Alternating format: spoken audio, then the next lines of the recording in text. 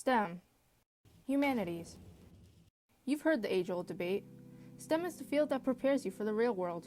What even is a humanities? That field is for people that have money from their parents' trust fund and can afford to learn things like critical thinking and the like, even though those skills are very important for the real world. STEM is producing graduates that are furthering the world in technology. Which one should I get my child into? Which one should I get into?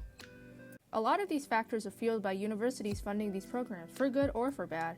Now, with that thought in mind, if you really think about all these factors and where they've proliferated from, they're probably from the government. America! Frick. Yeah! Now you may ask, how do you know all of these schools are mostly funded by the government? Well, according to 2018 secondary education government data, state and local tax dollars cover the bulk of U.S. public school funding.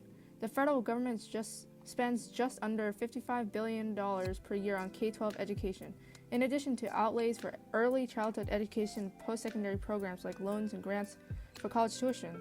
So obviously, most of this money is going towards good causes and not necessarily towards the pockets of the management in schools. It's important to also remember that private education does not receive funding from the government, but the funding of these programs kind of works the same way.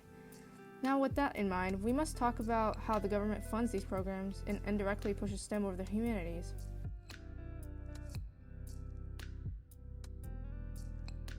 So clearly, this motive brought some good results. There are many more examples that go all the way back to the Clinton administration. And so, as you can see, it has been in effect for quite some time, and it certainly isn't stopping now, especially with new developments in technology such as in VR and aerospace. And many employers benefit off of this budgeting in general. Bringing in STEM graduates brings in improved productivity, reduced costs, increased competitiveness, improved brand recognition and value, new partnerships and relationships, increased turnover, and improved profitability. A lot of these effects can possibly be because of a person's STEM education, but only if the school emphasizes entrepreneurial skills more than just rote learning skills, which is usually not the case in many schools right now. But it could be that kids are already interested in STEM education, and it's not just about being in it for the money.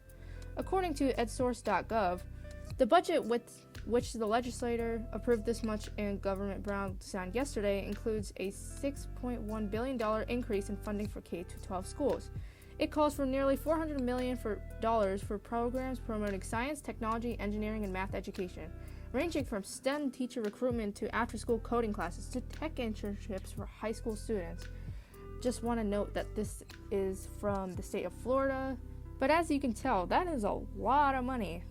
I mean, isn't it quite expensive to fund STEM right now? And what is the real point of funding STEM if it's so expensive right now? Well, it goes without saying that funding STEM does produce results that boost the university status as having strong programs in such a leading field in the world today. But do these results really show that STEM is worth pursuing? From a business and capitalistic perspective, it makes sense, a decision that outweighs the risks over the pros. But from a student's perspective, as we mentioned before, many cite STEM being very unforgiving. The teachers act as gatekeepers and overall lots of content, which will only increase as changes in the field get reflected in curricula. So, improving the field is only at the cost of students. I wonder where we've seen that before. Anyways, boosting the university status clearly does not involve fields such as the humanities, as they don't do much to make the university seem like they are putting an effort to make the students well-rounded, apparently.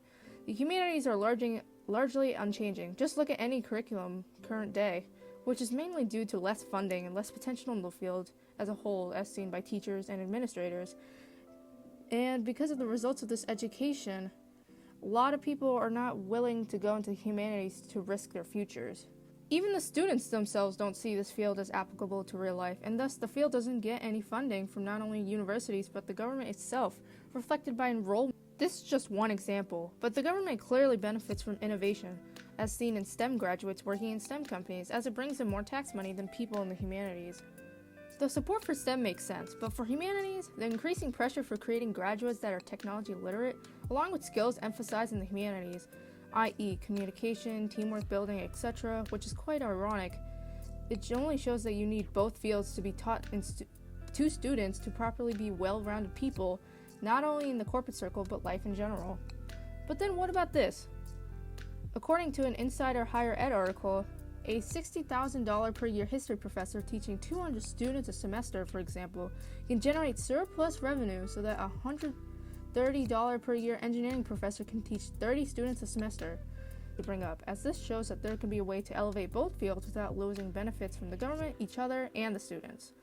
But this is only an ideal and isn't reflected in monetary means or the trends of today. Hopefully, students will not have to fear too much about the job market to get into the humanities, a main reason that is consistent with the data. Overall, the improvements, especially in humanities, need to be made with this idea in mind, making both fields bring graduates that not only have the skills that STEM and humanities promise, but also secure in the future many means, not just financially, but emotionally so. Thank you for watching, and I'll see you in a bit.